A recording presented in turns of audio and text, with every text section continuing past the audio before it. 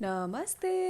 आज मैं लेकर आ गई हूँ सबकी फेवरेट चीज़ी चीज़ी गार्लिक ब्रेड। ये बहुत ही इजी रेसिपी है जिसमें आपको मैं सिखाऊंगी गार्लिक बटर घर पे किस तरीके से बनाना है और आप इसे लंबे टाइम तक किस तरीके से स्टोर करके भी रख सकते हो। और एक अलग टेक्निक से हम बनाएंगे आज गार्लिक ब्रेड ताकि आप इसके चीज़ी और गार्लिकी फ्लेवर का मज़ा ले सको। आप इसे टिफिन में या फिर ऐसे ही शाम के नाश्ते में जब मन तब एंजॉय कर पाओगे घर पे ही, और डोमिनोज को कॉल करने की जरूरत नहीं पड़ेगी। तो शुरू करते हैं रेसिपी को। तो यहाँ पे सबसे पहले ऑब्वियसली गार्लिक ब्रेड है तो गार्लिक लहसुन, आपको इस रेसिपी के लिए थोड़े ज्यादा लहसुन चाहिए होंगे, इसलिए मैं यहाँ पे आपको इजी तरीका बता दूं कि लहसुन को इस तरीके से पंच करके मतलब पिचकू करके आप छील सकते हो। और इस तरीके से हम ढेर सारे लहसुन को तैयार कर लेंगे। लगभग 8 कलियां है ये। और उसके बाद मैं इसे सिलबट्टे में अच्छे तरीके से कूट रही हूँ। आप चाहो तो इसे मिक्सर में पीस सकते हो, लेकिन मैं सच बताऊं तो आप या तो इसे ग्रेट करो मतलब कद्दूकस करो, या फिर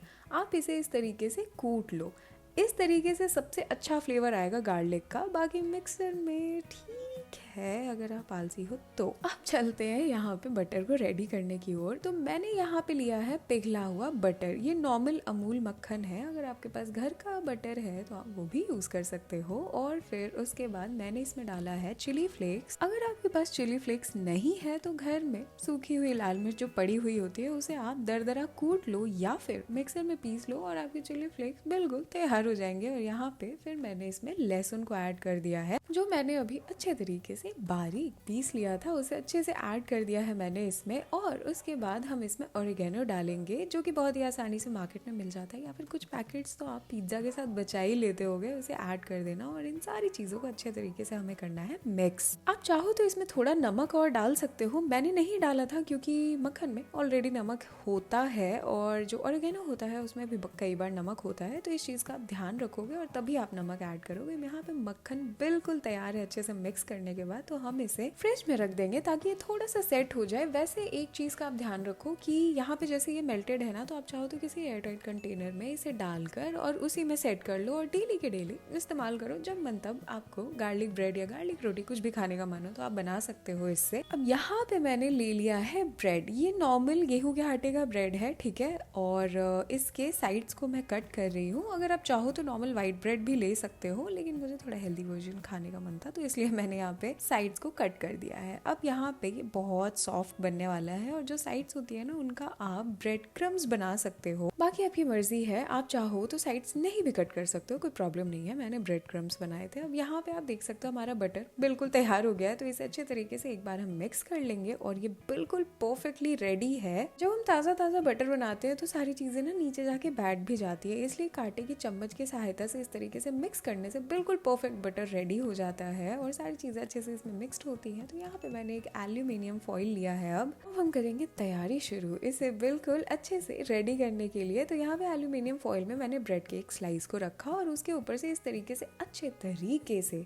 जिस तरीके से आप मॉइस्चराइजर लगाते हो उस तरीके से यहाँ पे हम बटर को लगाएंगे। और फिर मैंने इसके ऊपर मोज़रेला चीज डाला है और थोड़ा सा धनिया डाला है। वैसे इसमें पार्सले डलता है, लेकिन अगर आपके पास ना हो तो ऑब्वियसली हमारा फ्रेश धनिया काफी है। तो यहाँ पे फिर से मैं एक और ब्रेड की लेयर ले रही हूँ और उस पे भी दोबारा से गार्लिक बटर लगाऊंगी। एक ही साइड लगाना है आपको और उसके बाद फिर से हम चीज को रख देंगे। और इस बार मैंने धनिया ऐड नहीं करा क्योंकि ओवर पावर हो जाता है कभी कभी उसका फ्लेवर, इसलिए एक लेयर में ही डालना काफी होता है। और फिर मैंने चीज को डाला और ऊपर से दोबारा थोड़ा और बटर लगाऊंगी मैं, और जो नीचे की साइड है उधर भी थोड़ा बटर लगाएंगे हम, थोड़ा धनिया डालेंगे हम। और ये ऑलमोस्ट तैयार है। अब यहाँ पे करनी है इसकी पैकिंग। तो आप पैकिंग इस तरीके से करोगे जैसे मैं बता रही हूँ। एक साइड जो एल्यूमिनियम फॉइल की लेयर है उसे मोटा रखना जरूरी है, ये सबसे इम्पोर्टेंट चीज है। आप इसकी पैकिंग इस तरीके से करोगे जैसे कि आप किसी को गिफ्ट देने जा रहे हो। देख सकते हो आपकी ऊपर की जो सतह है इधर एल्यूमिनियम फॉइल ज्यादा है, ये बहुत इंपॉर्टेंट है, मैं आगे आपको बताऊंगी क्यों। और इस तरीके से आप एक पैकेट बना लो और अच्छे तरीके से अब हम इसे सेकने वाले हैं। सबसे पहले हम मोटी वाली साइड को नीचे रखेंगे, ठीक है। जिधर एल्यूमिनियम फॉइल ज्यादा है ना, उसकी लेयर ज्यादा है, उसी साइड को हम नीचे रखेंगे और इसे बिल्कुल धीमी आंच पे हमें सेकना है। बिल्कुल धीमी आंच मतलब बिल्कुल धीमी आंच,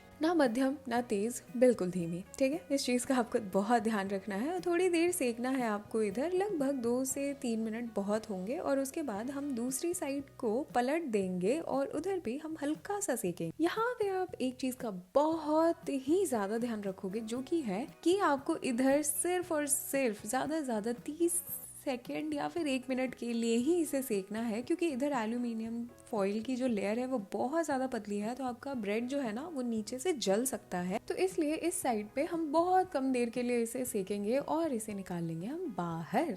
तो ये आ गया बाहर हमारा सैंडविच, और बहुत ही आराम से, गर्म नहीं होना चाहिए एल्यूमिनियम फॉइल, बहुत ही आराम से आप इसे अब बाहर निकालोगे। आप चाहो तो इसी तरीके से रैप करके ही इसे टिफिन में दे सकते हो, लेकिन आप चाहो तो इस एल्यूमिनियम फॉइल को बार बार भी यूज़ कर सकते हो। तो यहाँ पे मैं इसे अब ओपन करूँगी और आप यहाँ देख सकते हो कि कितने अच्छे से ये दोनों साइड से सिक चुका है और आसानी हो खाने में, इसलिए हम इसे करेंगे बीच में से कट। और आप अंदर से इसे देख सकते हो कि कितना चीज़ी और गार्लिकी लग रहा है। वैसे गार्लिकी तो आप नहीं जान सकते क्योंकि उसकी स्मेल तो सिर्फ मुझे आ रही है। आपको भी अगर इसका लुत्फ उठाना है तो वैसे इसे बनाना पड़ेगा। रेसिपी यहाँ ख़त्म होती है, तो जाओ बनाओ और मुझे बताओ कि ये रेसिपी आपको कैसी लगी। इसी तरीके से और भी गार्लिक ब्रेड बनाओ आप और इसका लुत्फ उठाओ। बहुत बहुत धन्यवाद मेरी वीडियो देखने के लिए। ऐसी रेसिपी, ऐसी वीडियोस के साथ तो मैं हर हफ्ते आती ही रहूंगी, तो मेरे चैनल को सब्सक्राइब कर लेना। और अगर आपकी ये रेसिपी, ये वीडियो पसंद आई हो तो लाइक का बटन ज़रूर दबा देना। तब तक के लिए बाय बाय।